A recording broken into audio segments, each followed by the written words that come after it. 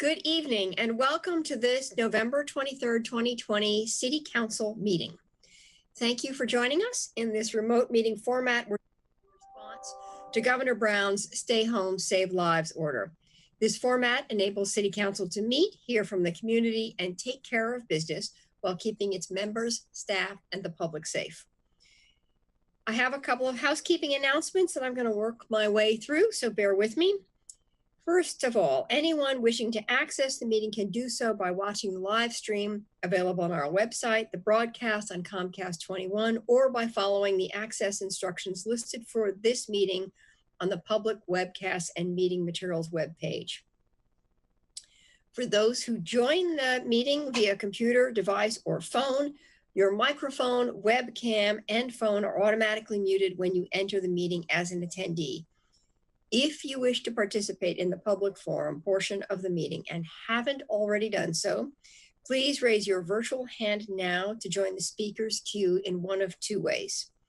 For those viewing on a computer, laptop, or other device, on the blue hand icon, and there we go. For those listening to the meeting on a phone, press *9. We will continue accepting raised hands until 7:35. The meeting moderator will unraise or disallow any requests to speak that are made after the deadline. You will have 2.5 minutes to speak. I'm happy to announce that we are trying out something new for the public forum. In a recent process session, the counselors and I agreed one of the biggest drawbacks to meeting in a virtual format is the disconnect that we all feel without face-to-face testimony. In an effort to improve on this situation, we are going to allow those who wish to connect via audio and video to be able to do so. As each speaker's turn is announced, the meeting moderator will temporarily promote you to panelist status, and you can unmute and turn on your video if you wish. Please be aware that there may be a slightly longer transition between speakers as the moderator works behind the scenes to make all of this happen. Also, I encourage everyone to use this new increased access in a responsible way. Our intent is simply to be able to see each other's faces as testimony is given. Any misuse of the platform or inappropriate sharing will result in immediate termination of speaking privilege. And finally, thank you all for your patience and flexibility and good humor as we continue for many months in this remote meeting format.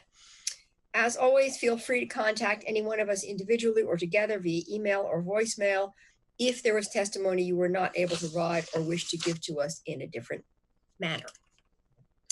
And with that, our first item is committee reports and items of interest. Oh, I don't have my participants list up. So do any counselors have anything they want to share at this point? Looks like Counselor Syrett and Counselor Taylor and Counselor Semple. Thank you, Mayor. I don't have any committee reports, but I just wanted to share something I've been thinking about. The mayor and I had an opportunity to meet with some of my constituents last week via Zoom, who both live in Whitaker and own rental properties in Whitaker.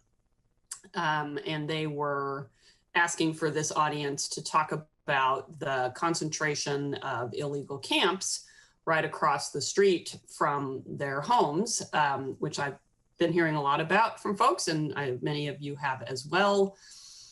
And we shared with them about the rest stops and the things that we were doing, and some jurisdictional issues with ODOT. But the reason I'm bringing this up now is I just was really reflecting on,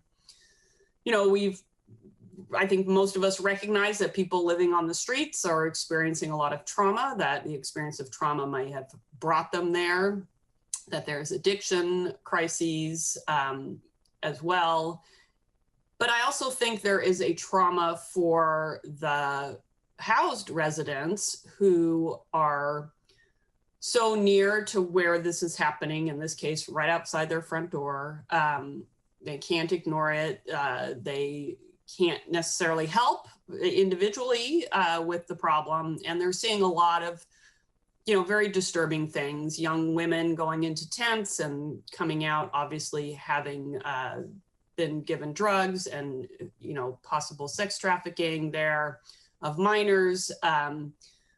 So I just wanted to name it, that there is this trauma happening in our community. And I know we are all trying in our different ways to address the crisis of the unhoused. But I think sometimes we don't. It kind of gave me a broader picture of the impact that this is having on both unhoused and the housed as we grapple with these challenges. So I just wanted to call that out. Thank you. Thank you. Councilor Semple. Thank you, Mayor. From the Human Rights Commission, December 10th is International Human Rights Day, and they're going to be showing a movie. I imagine there will be a link on their webpage. I wanted to ask people to please rake the leaves on your sidewalk. A lot of leaves fell down with the rains a week or so ago, and it's getting really slippery. And people could fall down, break an elbow, or hit their head, which I do not recommend. I am still recovering from my concussion. Clean up your sidewalks because it's the property owner's responsibility, and if someone falls down, you might not be very happy either. So I'm thankful for all of you. I know it will be lonely celebrations, but there are good things, and there are more good things coming. So walk safely and enjoy the holiday. Thanks.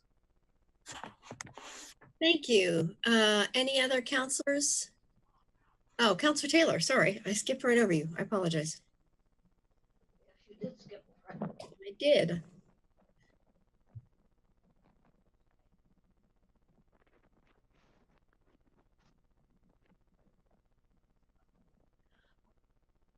Okay, I want to comment on what both the previous people have said. The leaves are also a hazard for bicyclists, really bad. And if you're on a bicycle, it's harder to avoid it when you suddenly come up on some slippery leaves. I personally think, and this is a very unpopular thought, but I think we should quit the leaf pickup and have people compost their leaves.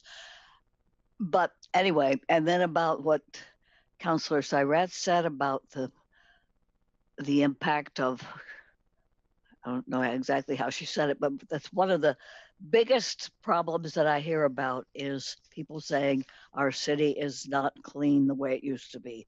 There's garbage everywhere. And that is the number 2 problem that people want us to do something about. And it needs to be, we need a shelter that people can go to take a shower and sleep and wash their clothes, and leave their garbage. Then what I was going to say, briefly, I attended a little part of the National League of Cities. I don't know whether Councillor Evans was there or not, but I certainly didn't see everybody who was there. And they are very, very focused on recovery from the pandemic whenever that starts, and on using the NLC influenced on Congress to help people. I did find, I attended the advisory council, and I assume that Councillor Evans went to the board meeting. I don't know where he was, but I saw a lot of old friends, and what I heard from all of them is that they do not favor defunding the police at all. That came up, and they thought that was a really bad idea that's traveling around.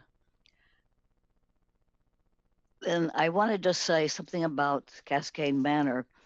I got a letter and a copy of a letter from the manager of Cascade Manor. There's a threat, at least the neighbors consider it a threat, that they may be expanding to adjacent property. They've been out marking, and there may be surveyors there. It is already a real problem for the neighborhood because of the parking, for one thing. And I think the city's partly responsible for that because the city doesn't permit them to use some property that they own for parking, but it's impossible for the people in the neighborhood and their guests to park already. And the other biggest problems, there are several, but the biggest ones are noise and bright lights. And I think that I don't know what power the city has to stop the expansion, but I hope that we can not approve expanding it. It's already very difficult for the neighborhood. So that's my question as the city manager here. The attorney, but do we have the power? Does the city have the power to stop them from expanding? I would need to know a lot more information. Hi, Counselor. I'm here. I'm having a few internet problems. Sarah, do you want to jump in? I was going to say we would need to know what permits. My internet is troubling. They would need to know what permits they would need and all of the types of applications. It may very well be that there are permits pending with the not yet. Building permit services, or it might be an outright permitted use and there's no, so it depends, is the answer. They haven't applied yet. They've just notified the neighbors that they may be expanding to adjacent property. And, and as we know, I mean, any basis of approval or denial is based on adopted code criteria. So it isn't subjective. There's criteria that they'd either have to meet or they don't meet for any evaluation of any applications. And it wouldn't most likely, unless they're seeking a zone change, which I would doubt, wouldn't be coming to you as a body. Mm-hmm. Well, I hope there's something the city can do because it is already a huge problem for the whole neighborhood. And it's nice for the people who live there, but they're encroaching on the neighborhood. Thank you. Okay, Councillor Evans and then Councillor Clark. Well, thanks, Mayor. To follow up on Councillor Taylor's comments, yes, I did attend the National League of Cities meeting last week. I had the opportunity to deliver a workshop on cahoots that was well attended virtually. This is the second workshop I've done for NLC on cahoots. The one that I did a couple of weeks ago was with Chief Skinner and Tim Black from Whitebird. And that was for city council presidents and mayors. And again, that was very well attended and people are highly interested in what we're doing. In fact, there are a number of cities around the country that are trying to copy us in a number of different ways because they see cahoots as a viable alternative to the issues they have with militaristic style policing and other issues of that nature. So that was a good part. League of Oregon Cities, our diversity, equity, and inclusion efforts are moving forward. We have finished work on our equity lens and are about to adopt that next month, early next month. And we have had 3 new caucuses that have emerged from that series of meetings of work that we've done. We have a People of Color caucus, a Women's caucus now, and an LGBTQ caucus. So we're opening up the organization and trying to make it more equitable and accessible to everybody, and that includes the board as well. So we elected or selected a Latinx counselor from Kaiser an LGBTQ counselor from up in the Portland area, and then a woman mayor from one of the small cities up in the region of the Dalles. So we're starting to make progress in those areas. And the last thing is that you know, I had an opportunity to talk to Clay Skirdahl, who owns the National Academy of Gymnastics, and he's moving, he's leaving. You know, we have to do something more than what we're doing with the homeless situation on both sides. I'm hoping that now that the federal leadership is changing, that we will get significant federal investment to deal with the issues that are out there on the streets. And that's it. Yes, couldn't agree with you more. Councilor Evans, thank you for that. Councilor Clark. I couldn't agree more. Thank you, Mayor, with Councilor Evans, except for the very last part. I hope we'll deal with it differently, but that's another subject.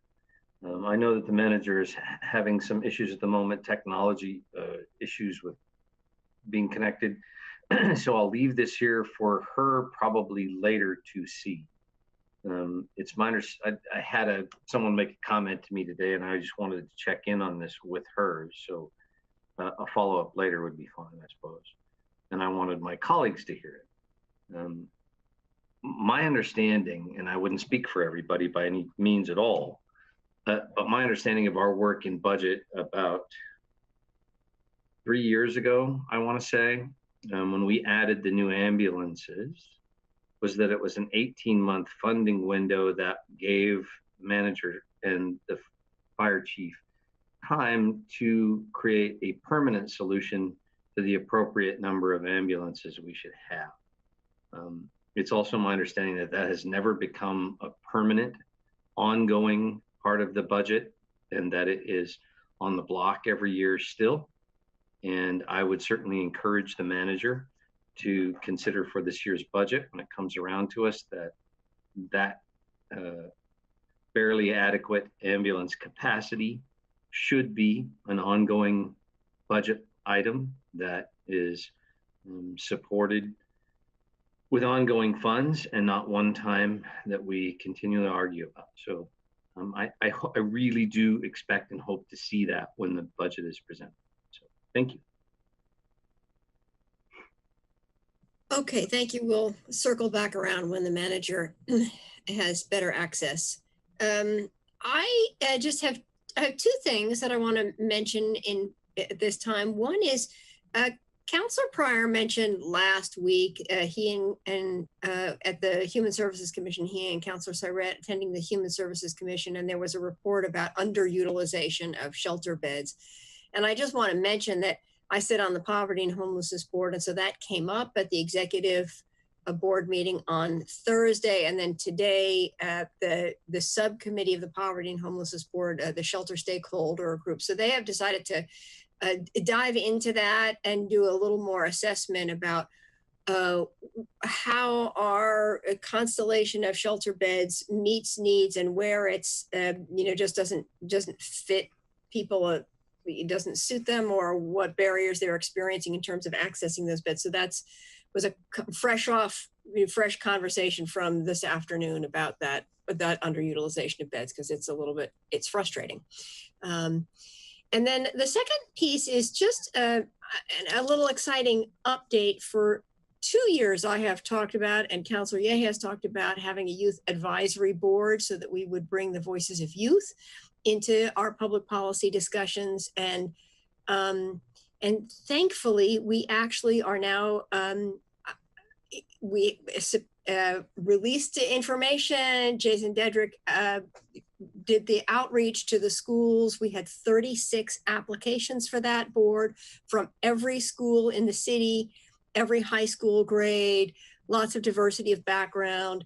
And so we're in the process now of interviewing the applicants, and I've been part of all of those interviews, and I will say that it is very exciting, very interesting group of students. And so the hope is that we'll make our final decisions this week or at the latest right after Thanksgiving, and that they will be able to convene their first meeting before the end of the year. So it's been really, as we reach out to try and get more and more voices, I think the youth voices are the ones we've really been missing in a kind of, and the goal is that they should meet monthly. And if they decide to do it in another way, then they have the capacity to do that. We're trying not to hem them in with too many specific expectations so they can form that board as they see it to be the most effective. So that was the good news from my side.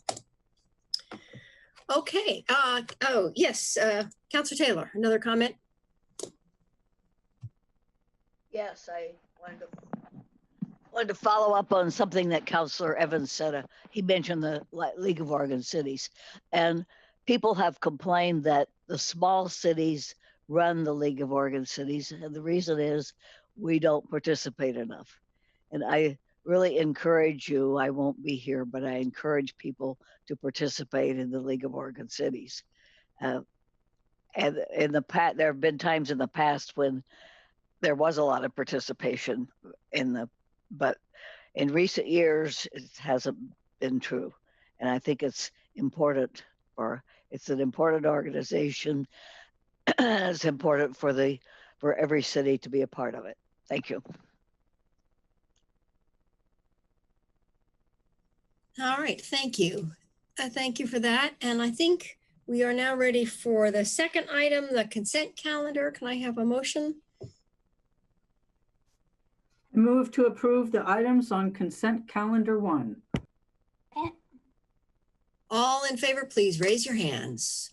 1, 2, 3, 4, 5, 6, 7, 8. Thank you for approving that. And now we're ready to move on to our public forum. The public forum is an opportunity for individuals to speak to the City Council on any city-related issues except for those items which have already been heard by a hearings official. When it is your turn, the moderator will announce your name and promote you to panelist status. Please state your name clearly, and for Eugene residents, your ward, if known, before beginning your comments. Again, each person will have 2.5 minutes to speak. If you are watching the meeting, the timer should be visible. A yellow light will come on when you have 15 seconds to complete your comments. The red light and beep indicate the end of the 2.5 minutes. When your time has concluded, the moderator will demote you back to attendee status and move on to the next speaker. For those who have connected to the meeting via phone and don't have the benefit of seeing the timer, please be aware that your microphone will be muted at the 2.5 minute mark. And so with that, I think I'm ready to turn it over to the moderator to announce the first 2 speakers. Hi, we will start with Sophia Trotter and followed by 350 Eugene.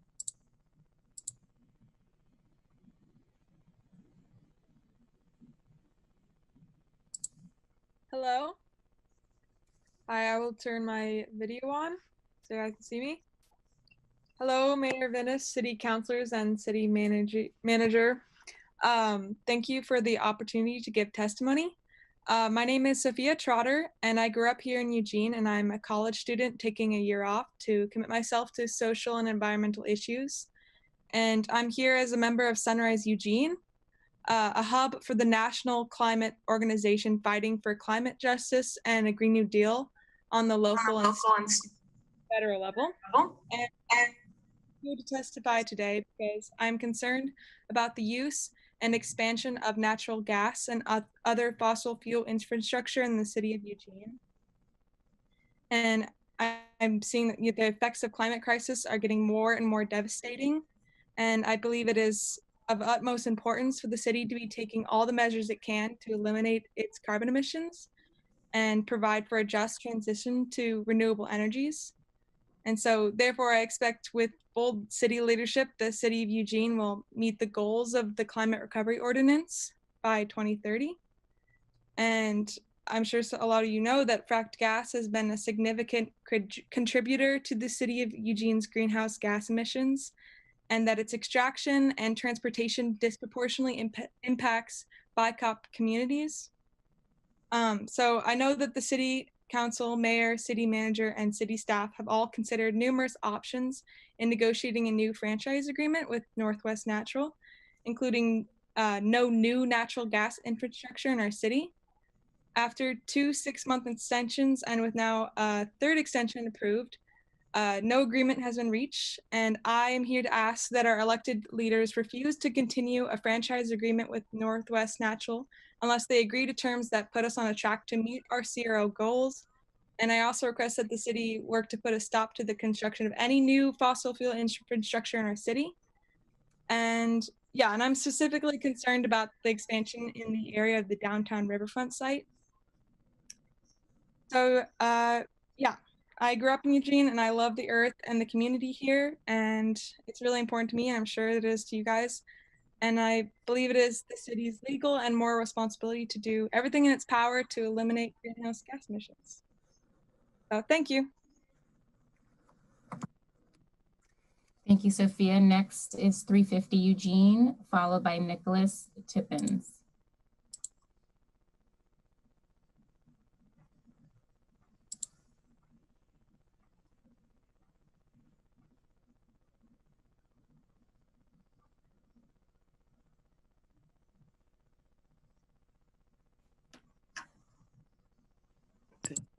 Hi.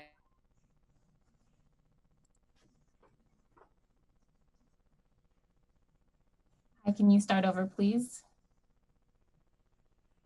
Sure. My name is Deborah McGee and I live in the county. Can you hear me? Yes. Excellent. We are in a moment, I have to say, with almost 2,000 Americans dying of COVID every day. People are riding on their very last nerve, and we elected you to protect us and to serve. We're watching what you do, not what you say. You all talk the talk, but you don't really walk the walk. Climate action plan, you know it's a plan to fail. Climate recovery ordinance, you know that's a lie. Eugene's not reducing greenhouse gases, polluting up the sky. Your failure to act will cause a lot of folks to die. Climate recovery, while you're expanding fracked gas, stop gaslighting the people. It really is crass. Seems you're going to renew the gas franchise agreement, allowing fracked gas to have its way. New gas pipe hookups in the riverfront project, pipes going to be laid any day. Young people who you plan to betray, they are going to rise up strong one day. And when you talk to them, what will you say about why you failed, why you acted this way? Failing to listen to science about COVID is why we are where we are. Are we failing to listen to science about the climate crisis because we think the pain is distant or far? Increasing fires, storms, drought, pandemics, dying humans, and extincting species? Climate crisis is here right now. That's my thesis. We know what we need to do, but we're not doing it. If we don't get going, we're going to be deep in the, well, you know it. Be bold, be strong, do hard things necessary to thrive. Confronting the climate collapse is the only way we will possibly, just possibly, survive. Scientists say we have a 50% chance. So think about that as you expand the burning of fracked gas. Thank you. Thank you. Next is Nicholas Tippins, followed by Cascadia Wildlands. It's gonna do it. Boom! It's gonna be a thing. Nicholas Tippins, and then Cascadia Wildlands. Think about that as you. Hello, can you hear me? Yes. Hi, thanks for the opportunity to testify. My name is Nicholas Tippins, and I don't remember my district, but I remember that Councilor Pryor is my representative. I was the representative for Sunrise Eugene at the ad hoc committee for the CAP 2.0. I took on that role because I believed in a possibility. I believed that democratically elected representatives could take bold action in the best interests of the people and the environment and deny the special interests of corporations that are destroying our community's health. As I said, I'm a member of Sunrise Eugene, and we're working for climate justice and a Green New Deal on the local, state, and federal level. And I'm here to testify, of course, regarding the the ongoing use of and expansion of natural gas and other fossil fuel infrastructure in the city. As the climate crisis worsens, I believe it is of the utmost importance for the city to be taking extensive measures to limit its carbon emissions and provide a just transition to renewable energies. As such, I expect that with bold leadership, the city of Eugene will meet its goal for the CRO by the year 2030. I'm also aware that fracked gas has been a significant contributor to the city of Eugene's greenhouse gas emissions, and that its extraction and transportation disproportionately impacts historically marginalized, low-income, and BIPOC communities. I know that the city council, mayor, city manager, and city staff has considered numerous options in negotiating a new franchise agreement with Northwest Natural, including no new natural gas infrastructure for our city. After 2 6-month extensions and now in its a third extension approved, which ends in May, no agreement has been reached. I ask that our elected leaders refuse to continue a franchise agreement with Northwest Natural unless they agree to the terms that put us on track to meet our CRO goals. I also request that the city stringently work to deny the construction of any new fossil fuel infrastructure for the city. This is an opportunity to stand up for our climate, for the health of the environment, and for the health of the people in our community. And I sincerely request that you consider this. Thank you. Thank you, Nicholas. Next, we have Cascadia Wildlands, followed by Jesse.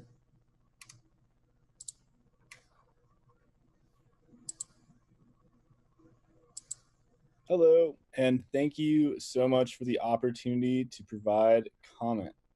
Sadly, my comment does not rhyme, but I'll try to make it compelling in other ways. So my name is Dylan Plummer. I'm the grassroots organizer with Cascadia Wildlands, a local nonprofit dedicated to fighting for environmental and climate justice. I'm also testifying today in regards to the renewal of the city's franchise agreement with Northwest Natural, the fracked gas utility in Eugene. In light of the ever-growing climate emergency and the havoc that it is wreaking in our community in the form of drought, wildfire, and other extreme weather, the city's continued reliance on fossil fuels is an increasingly salient issue.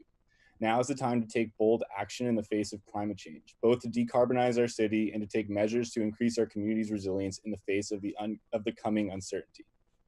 That being said, Eugene has a clear opportunity not only to take such action, but to lead the region and indeed the country in these efforts. As you all know, Northwest Natural provides gas utility services to the town, largely sourcing this gas from fracking operations out of state.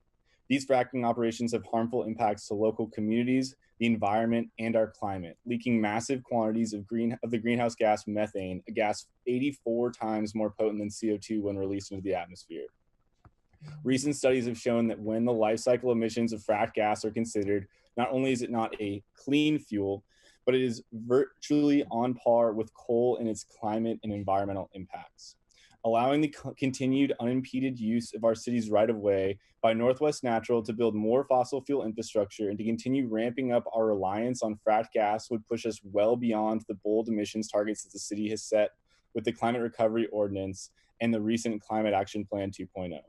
As such, I strongly encourage that you call for language in the franchise agreement that is compatible with the admirable goals that are written into the CRO. In renegotiating the contract, the franchise agreement must ban gas infrastructure or gas hookups in new construction in residential, commercial, and industrial buildings, incentivize electric appliances and fuel switch from gas appliances, require Northwest Gas not be allowed to incentivize gas hookups or appliances, require Northwest Gas incentivize customer reduce use of gas or purchase emission offsets provided by Northwest Gas Smart Energy Program, regulate purchases and installation of gas-fueled appliances in Eugene, require Northwest Gas to fuel switch to biogas and renewable hydrogen with penalties for not meeting annual incremental goals of at least 5% per year, increase franchise fees and dedicate funds to implement programs that provide incentives to fuel switch. Thank you. Your time is up. Next is Jesse, followed by Danny.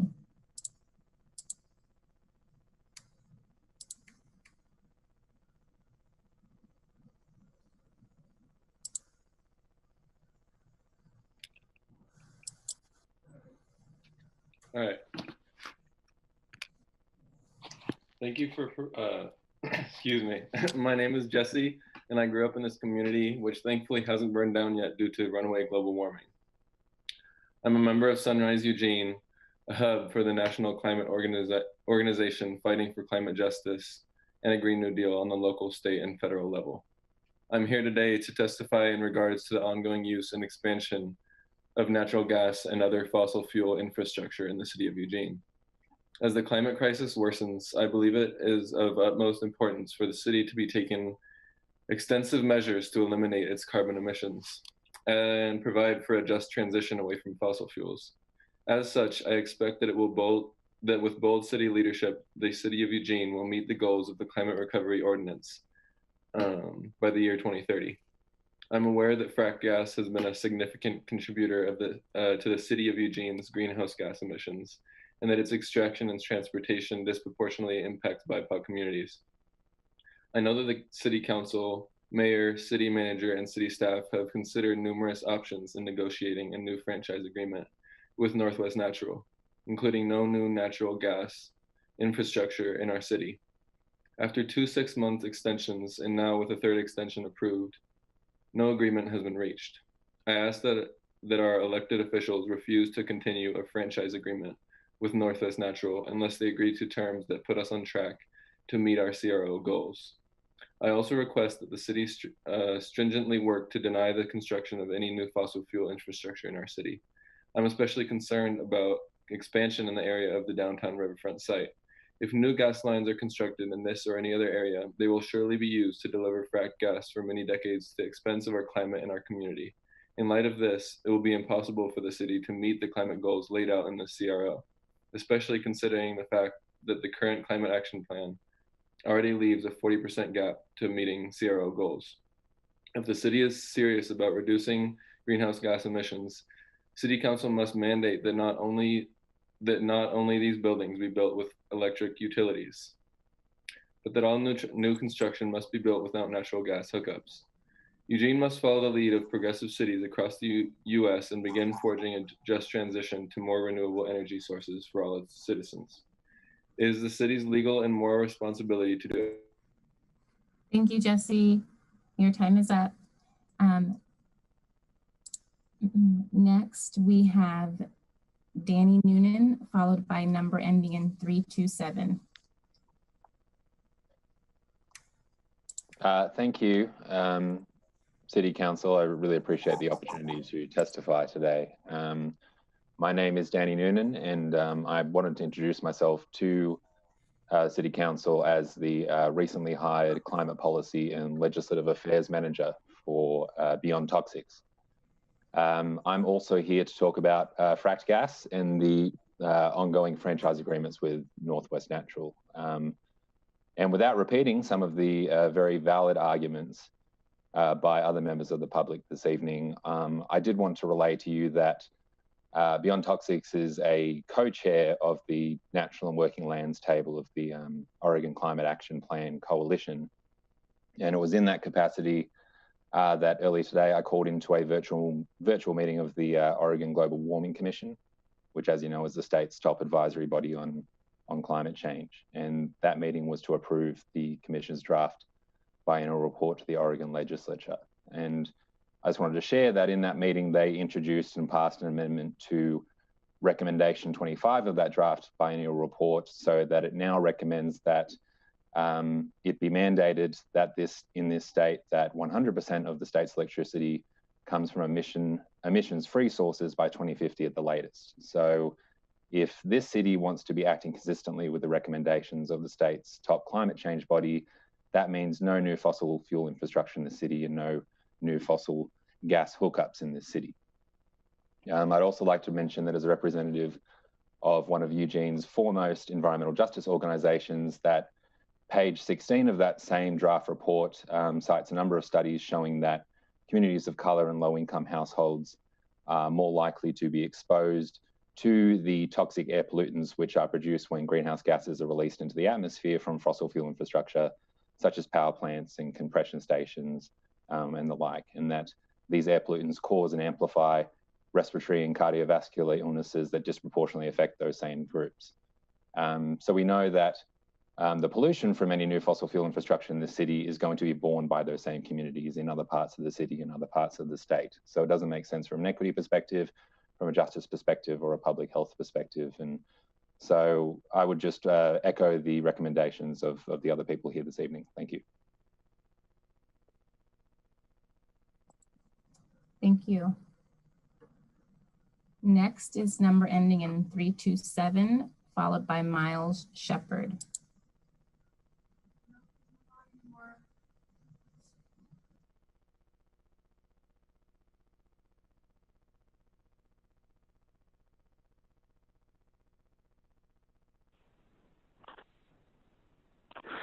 Hi, this is William Smith, also known as Rowing. Can you hear me? Yes. Great, thank you. Calling from Ward 1 about wireless safety. And I mentioned last session, public forum, that one of the city's residents is working with the Public Works Director, trying to assist in getting the Public Works Director independent peer-reviewed science on the wireless safety issue. That is still in process. I talked with Mark, is his name, the name of the resident who's working with the Public Works Director.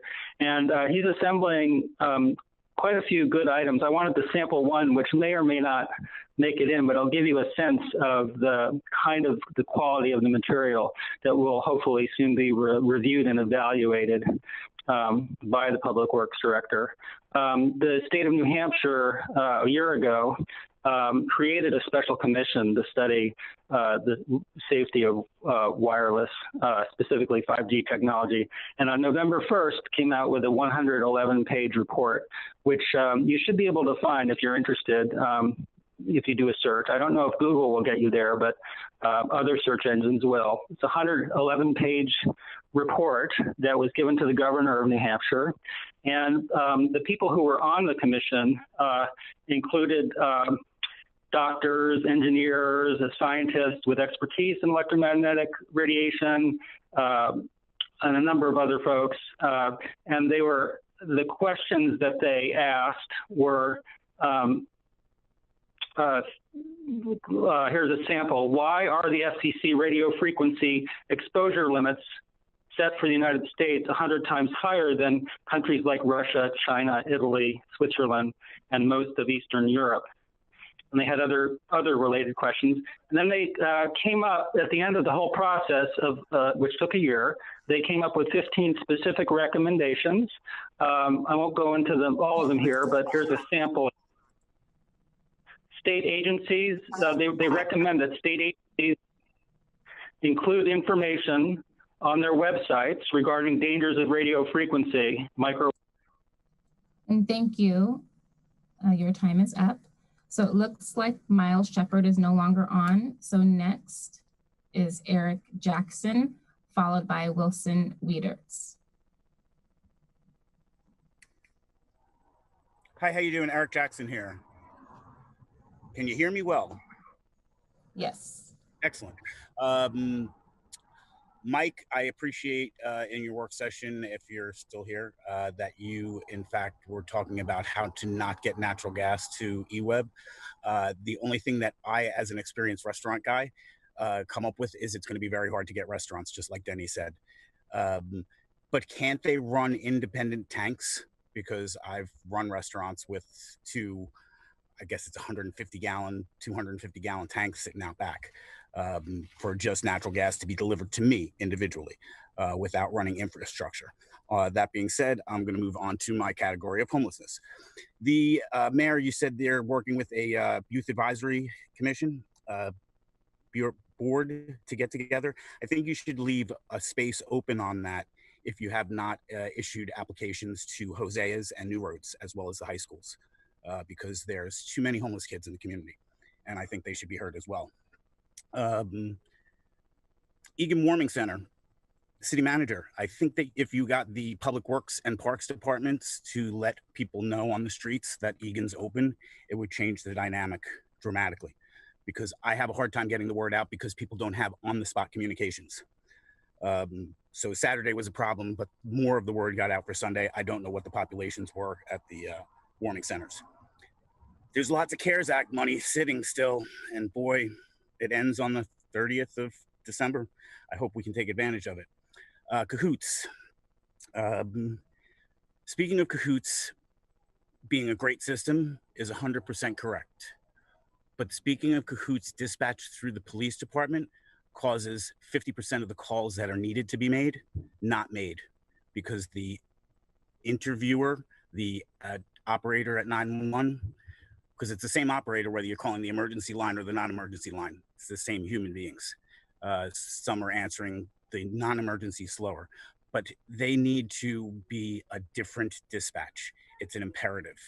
If it's a different dispatch, people will use it reliably and they won't get harassed and they won't have police show up first if they didn't describe the situation perfectly.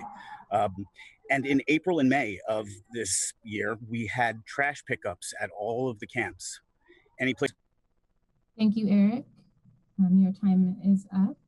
And our last speaker will be Wilson Wiedertz.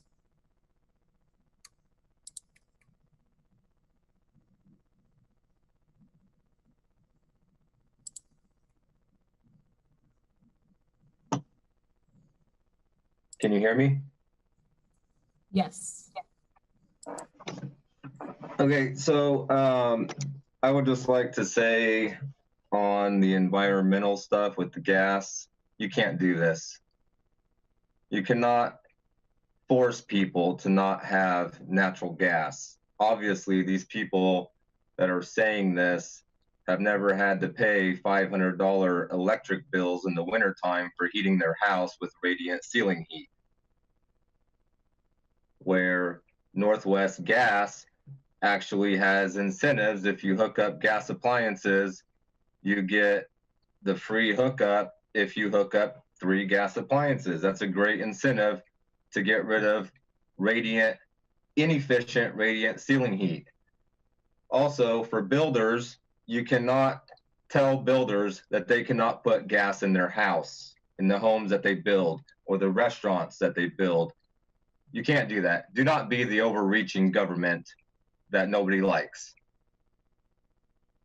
So on to my original reason for being here. Who's paying for all of the homeless stuff that's going on? Who is paying for it? Is it paid through grants, through the state, or is it paid through local taxes?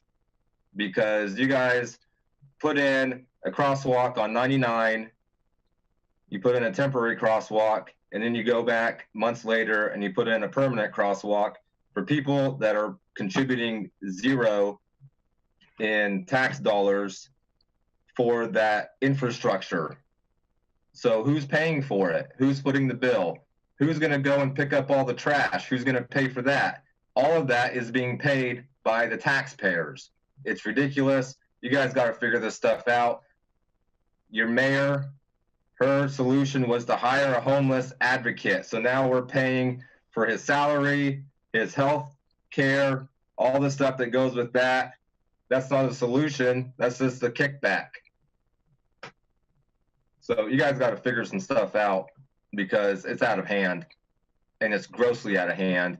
And whoever you're talking to about these camps that say it's a good idea, it's not a good idea. You must have a good salesman out there pushing those because it's horrible. I'm done. Thank you, Wilson. And that concludes the public forum. Everyone who signed up by the 7:45 cutoff. Thank you. Hey, thank you very much, Naya, for managing. Thank you to all of the people who came to testify. It was actually nice to have a real public forum. We've had kind of thin turnout lately, and it was nice to have some people actually show up. So, Councillor Clark. Thank you, Mayor. I appreciate everybody who came out and spoke. I heard the passion in your words. I understand that's important to you and why you came to speak.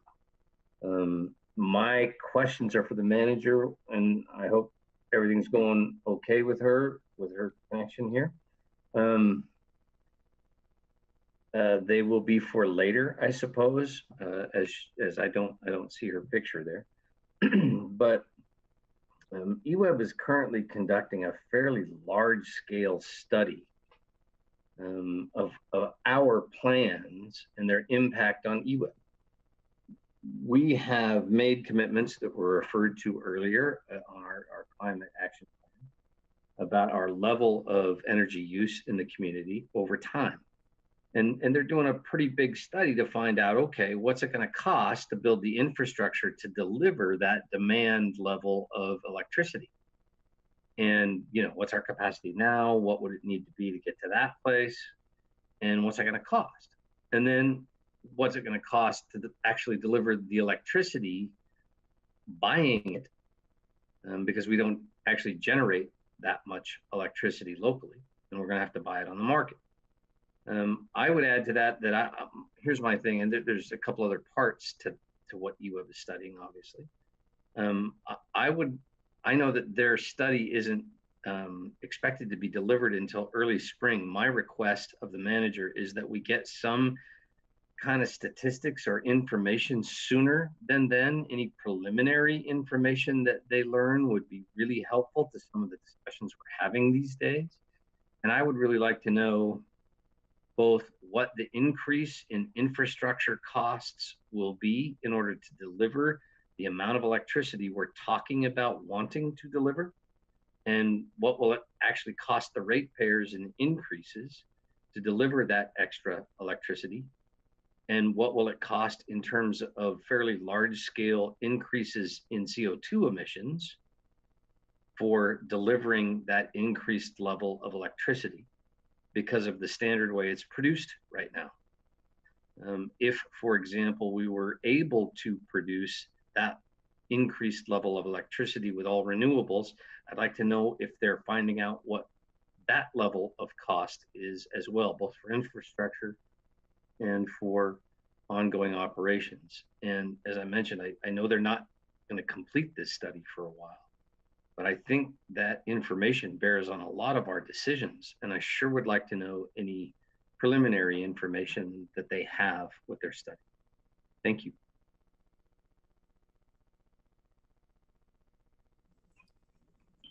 Mayor, I'm here. My video's not on, but I'm here and listening. So cool. I know that Frank did a preliminary report to his board in their last meeting. And I talked to him since then about coming to the city council and sharing some of the results. And I think that'll be good, because I think that what started that study was more of what would be the impact to eWeb as a service provider. So I think it was more of a strategic plan for them, not a general overall, what does this mean from a policy perspective across the city? But I think the information is really valuable, and he's agreed. We're just trying to figure out what the best way is to have him come present that. You have a preliminary schedule idea on that? In terms of him coming to the council? Yeah, any idea of when? Probably not until after the first of the year, because we just don't, our calendar is so packed, but I probably can get you the draft results before that so you can start reading through them. Cool. Lastly, the targeted date for delivery of that final report is what again? Could you remind me? Do you know? I don't know their final report date. Sorry. Cool. No problem. Thank you very much. Hey, thank you. Councilor Ye?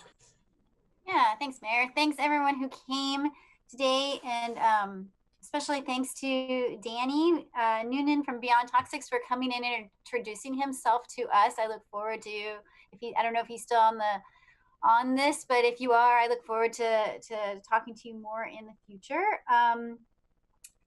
Since the city manager is on, I had a question. Eric Jackson brought up the point about that our what we're doing around garbage is different. Is that true? Are we doing something different than we did last year at this time, or maybe is it more of a perception that we're doing something different? Yeah, I'm going to have to check in with our staff and see specifically what he was talking about to tell you what was different. I know that we have, through the pandemic, we have adjusted services with the stay home, stay in place order, but I don't know where we're at exactly right this minute. Okay, thanks. I will look forward to that. Okay, any other comments, questions for what you've heard? I would just say the other thing in response to Eric Jackson's question about the CARES Act funding is we are dedicating that funding, and we have more than enough uses for it, and we will be using it. And among other things, the council, approved 5 new rest stops, and some of that funding is helping us stand those up. So yes, we're aware of the CARES Act funding deadline, and we have more than enough good programs that can use that funding. So any other comments for the good of the order? Thank you all very much, and we are adjourned. Have a good night.